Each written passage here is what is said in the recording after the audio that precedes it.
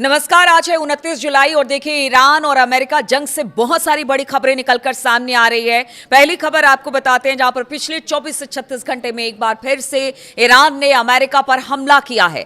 बुधवार सुबह तड़के ईरान ने मिडिल ईस्ट में अमेरिकी सेना के बेस पर बैलिस्टिक मिसाइलों से सीधा सीधा हमला बोला है। ईरान ने यह हमला ऐसे समय में किया है जब पिछले सप्ताह के आखिर में ट्रंप ने तेहरान के खिलाफ मिलिट्री ऑपरेशन रोकने का फैसला किया था। देखिए, अमेरिकी ऑपरेशन रोके जाने के बाद ये ईरान का पहला सीधा बैलिस्टिक हमला अमेरिकी बेस पर बताया जा रहा है।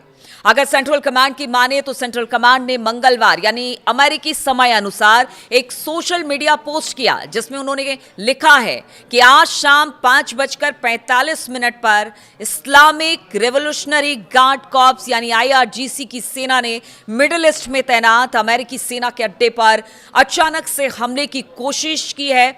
ईरान में कई बैलिस्टिक मिसाइलें दागी हैं, लेकिन सभी मिसाइलों को सफलतापूर्वक रोक दिया गया है और अमेरिकी सेना सतर्क पूरी तरह से तैयार दिखाई दे रही है। यह सेंट्रल कमांड की तरफ से एक पोस्ट किया गया जिसमें बताने की कोशिश की गई है कि हमने अब जो ईरान का हमला था उसे नाकाम कर दिया है और हम पूरी तरह से सतर्क हैं। देखिए, लगातार ईरान हमले कर रहा था, लेकिन ट्रंप कहते हैं कि शांति हो। 2-3 दिन मतलब आप समझिए कि सैटरडे संडे से हमला अमेरिका ने पूरी तरह से रोक दिया है। बातचीत की ओर आगे बढ़ने की बात कर रहे हैं, लेकिन शायद ईरान को यह मंजूर नहीं है। यानी ट्रंप ने कहा, लेकिन ईरान का भरोसा अब तक उन पर नहीं बना है। यानी अब पूरी तरह से भरोसा उठ गया है, क्योंकि बार बार वो शांति की बात ट्रंप करते हैं लेकिन उसके बाद बड़ा हमला कर देते हैं कोई ना कोई बहाना बनाकर। इसीलिए कहा यह जा रहा है कि पिछले जो सैटरडे संडे से हमले अमेरिका की तरफ से बंद थे, शांति की दुहाई दे रहे थे ट्रंप, उसको दरकिनार करते हुए बैलिस्टिक मिसाइल से अमेरिकी बेस पर हमला किया है बुधवार सुबह भी ईरान ने। इधर ईरानी विदेश मंत्रालय के प्रवक्ता इस्माइल बगई ने ट्रंप की बात का खंडन किया है और उन्होंने कहा है कि हमारी किसी तरह की कोई बातचीत ट्रंप से नहीं हुई है। यानी ट्रंप की शांति की कूटनीतिक कोशिश को ईरान ने नाटक बता दिया है और उसे सिरे से खारिज कर दिया है। यानी बातचीत नहीं हो रही है। वो क्या कर रहे हैं हम नहीं जानते, हम जो कर रहे हैं वो हमें पता है। ईरान ने ये बता दिया है और इसी वजह से कहा जा रहा है कि ये जो 4-5 दिन में थोड़ी सी शांति लग रही थी, उस शांति और उस अमेरिका की बातों पर ईरान को भरोसा नहीं है। अगर हॉर्मूज की बात की जाए तो हॉर्मूज पर ईरान अपनी शर्तों पर पीछे हटने को बिल्कुल तैयार नहीं है। वो अब भी अपनी बातों पर अड़ा हुआ है। यानी ईरान अब भी यही कह रहा है कि हॉर्मूज स्ट्रेट से गुजरने वाले जहाजों को उससे अनुमति लेनी होगी और इसके लिए वो सुविधा शुल्क लेगा, तो वो अपनी बात पर अड़ा हुआ है। वही अमेरिका का कहना है कि हॉर्मूज स्ट्रेट एक अंतर्राष्ट्रीय जलमार्ग है और इसे किसी के नियंत्रण में नहीं होने देना चाहिए या नहीं होना चाहिए, और इसी को लेकर वो बार बार हमले कर रहा है। हालांकि देखिए, बहुत सारी बातचीत को लेकर इजराइल और अमेरिका ने ईरान पर हमला किया था, लेकिन अब मतलब सेंटर में सिर्फ हॉर्मूज का मुद्दा अभी दिख रहा है, जिसको लेकर बार बार एक दूसरे से टकरा रहे हैं ईरान और अमेरिका। यानी बात घूम फिर कर वहीं आ जाती है कि अमेरिका कहता है कि आप हॉर्मूज छोड़िए, ईरान कहता है हॉर्मूज छोड़ेंगे नहीं, यह हमारा अधिकार है। इधर अगर इजराइल के प्रधानमंत्री की बात की जाए तो अब ट्रंप के साथ इनकी मुलाकात हुई है और ये मुलाकात बहुत मायने में अहम मानी जा रही है, क्योंकि जब ये दोनों मिलते हैं यानी ट्रंप और नेतन्याहू मिलते हैं तो कोई ना कोई ऐसी बात जरूर होती है जो कि ईरान के लिए अच्छी नहीं मानी जाती है। तो अब इस मुलाकात का भी जिक्र कर लेते हैं। देखिए, इजराइल के प्रधानमंत्री बेंजामिन नेतन्याहू ने मंगलवार को अमेरिकी राष्ट्रपति डोनाल्ड ट्रंप के साथ व्हाइट हाउस में मुलाकात की। फरवरी में ईरान के खिलाफ वॉर शुरू होने के बाद से नेतन्याहू और ट्रंप के बीच आमने सामने की यह पहली बातचीत है। इजराइल के चैनल 12 की रिपोर्ट के अनुसार नेतन्याहू ने एक बंद कमरे की बैठक में अमेरिकी राष्ट्रपति डोनाल्ड ट्रंप के साथ ईरान के बारे में खुफिया जानकारी साझा की है, शेयर किया है। अब वो जानकारी क्या है, कुछ बातें तो आई है, कुछ बातें कहा जा रहा है कि बंद कमरे में ही है, ना वहां पत्रकार थे, ना वहां पर कोई था, ना किसी से बातों को साझा किया गया। देखिए, चैनल 12 की माने तो उसकी रिपोर्ट के अनुसार नेतन्याहू का मानना है कि इजराइल को ईरान के खिलाफ फिर से सैन्य कार्रवाई करनी पड़ सकती है। रिपोर्ट में कहा गया कि नेतन्याहू का मानना है कि ईरान पर दोबारा हमला करने के अलावा और कोई दूसरा विकल्प बचा ही नहीं है। इसमें उन जगहों को निशाना बनाना शामिल है जहां पहले हमला नहीं किया गया।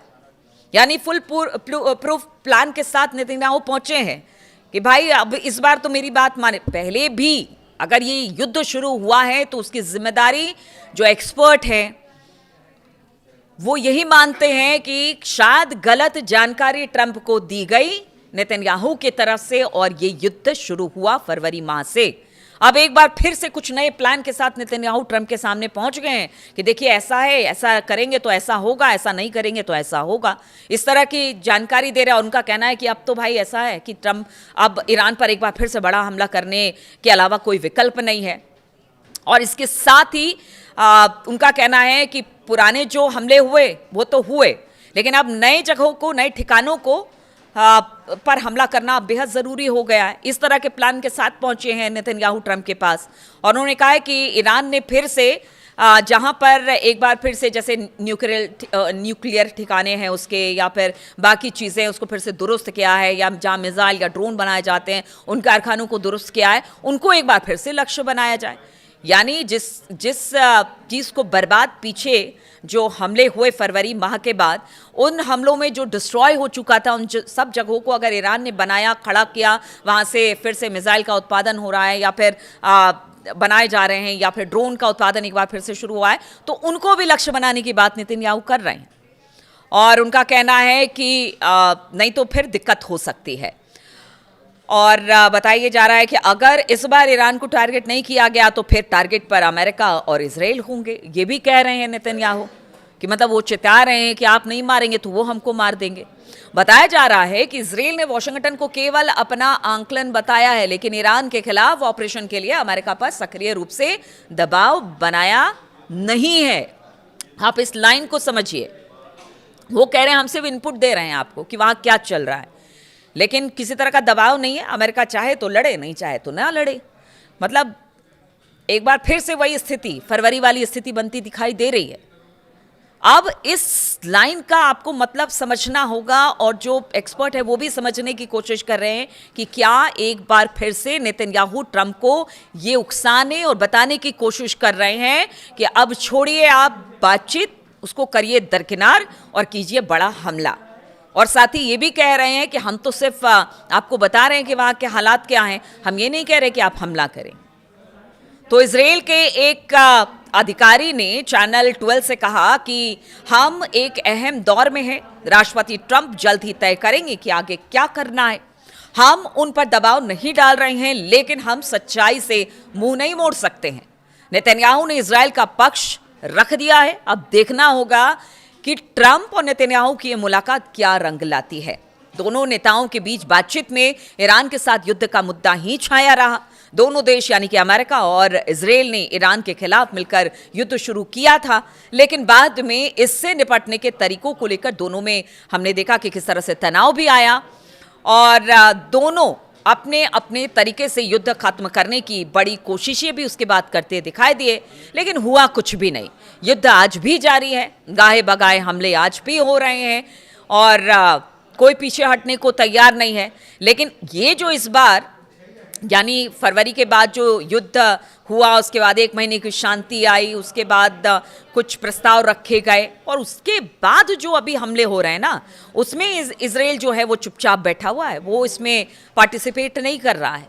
इसीलिए कहते हैं ना कि चुल्ल मची रहती है कि आपको कि भाई हम तो तैयार हैं, हम कैसे युद्ध में ना लड़े, ये हो नहीं सकता है। इसलिए वो पहुंच गए ट्रंप के पास और बताया जा रहा है कि इस बार जो अगर लड़ाई होगी तो ईरान के खिलाफ अमेरिका और इजराइल दोनों एक बार फिर से शामिल होंगे, ऐसा भी कयास लगाया जा रहा है। हालांकि इसको तो छोड़ देना चाहिए कि अब इन दोनों की बातचीत के बाद क्या कुछ निकल कर आता है। हालांकि दोनों देशों के नेता एक बार फिर से तमाम तल्खियों के बावजूद तालमेल बिठाने की इस बार कोशिश कर रहे हैं। मंगलवार को ट्रंप से बातचीत के बाद नेतन्याहू ने इसे बेहतरीन और अब तक की सबसे अच्छी मुलाकात बताया है। वहीं व्हाइट हाउस ने बातचीत को सार्थक, सकारात्मक बताया। खास बात यह रही कि ये बैठक ओवल ऑफिस में बंद दरवाजों के पीछे हुआ और यहाँ पर कोई भी नहीं था, ना किसी को बुलाया गया था। बड़ी गुपचुप तरीके से बातचीत हुई है, कोई प्रेस कॉन्फ्रेंस इसको लेकर नहीं की गई बाद में। यानी बहुत शांतिपूर्ण तरीके से दोनों की मुलाकात हुई है। जैसा मैं कल कह रही थी कि देखिए मुलाकात तो होती है, शांति बहुत होती है, लेकिन शांति के पीछे का तूफान, इसी को देखना ज़रूरी है। एक और खबर आपको बताते हैं। एक तरफ तो डोनाल्ड ट्रंप के सीजफायर के बीच ईरान ने खाड़ी में अमेरिका के सैन्य ठिकानों पर हमला कर दिया, तो दूसरी तरफ सऊदी अरब के सब्र का बांध भी अब टूट गया है। देखिए, इस पूरे रीजन में इस वक्त तबाही ही तबाही दिखाई दे रही है। अस्थिरता अपने पूरे चरम पर है। सऊदी अरब के रक्षा मंत्रालय की तरफ से बताया गया कि बुधवार 29 जुलाई को उसने अमेरिका के साथ मिलकर इराक में ईरान के समर्थित मिलिशिया ठिकानों पर हवाई हमले किए हैं। मंत्रालय के मुताबिक इन समूहों का संबंध सऊदी अरब की तेल सुविधाओं पर हुए हमले से था। इससे पहले सऊदी रक्षा मंत्रालय ने कहा कि उसने इराक से उड़ाए गए कई ड्रोन को रास्ते में ही मार गिराया। ये ड्रोन पूर्वी सऊदी अरब के तेल सुविधाओं को निशाना बनाने के लिए भेजे गए थे।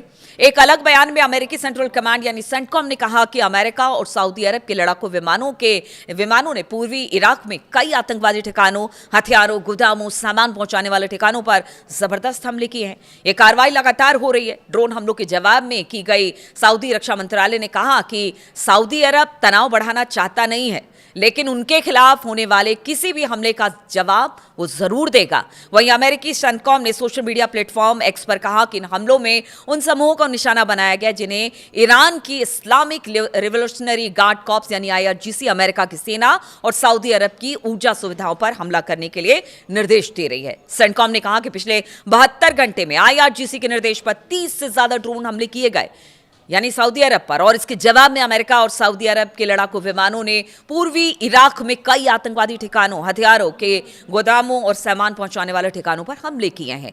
तो ये अब एक अलग मोर्चा खुला हुआ है। यहाँ अलग एक दूसरे पर हुती और सऊदी अरब की तरफ से हमले हो रहे हैं, या बाकी मिलिशिया ग्रुप जो ईरान के हैं उनकी तरफ से हमले हो रहे हैं। यानी यहाँ पर भी अशांति अपने चरम पर धीरे धीरे करके आगे बढ़ रही है। अब देखिए, अब ऐसे में अब लगता नहीं है कि यहाँ फिलहाल शांति होगी। इधर नेतन्याहू की मुलाकात, इधर हुती और सऊदी अरब भिड़े हुए हैं, और अरब मुल्कों को तो इसमें जितना नुकसान हो रहा है उसकी तो आप सोच ही नहीं सकते हैं। आज जो नुकसान हो रहा है, आज अगर गैस या फिर किसी रिफाइनरी पर अगर हमला किया जाता है अरब मुल्कों के किसी इस पर, तो वो सिर्फ आज की दिक्कत नहीं है, वो लंबे समय तक वो दिक्कत चलेगी। और इसीलिए दुनिया सहमी हुई है कि भाई साहब, यहाँ से तो अब अपनी अपनी हितों को किनारे रखिए, दुनिया के हित को ध्यान में रखते हुए जो तमाम फैसले हैं उसे लीजिए। अब देखना होगा आगे क्या होता है। तमाम खबर पर मेरी नज़र बनी हुई है। लगातार अपडेट्स के साथ आपके साथ उपस्थित होती रहूंगी, आपके साथ जुड़ती रहूंगी। फिलहाल बहुत बहुत शुक्रिया मेरे साथ इस वीडियो में शामिल होने के लिए, और अपना कमेंट्स ज़रूर कीजिएगा। आप लोग कहते हैं कि कमेंट्स का जवाब नहीं देती है, मैं पढ़ती सब कमेंट्स हूँ, आप देखिएगा उसका जवाब भी देने की कोशिश करती हूँ, लेकिन आपके फीडबैक का इंतज़ार रहेगा।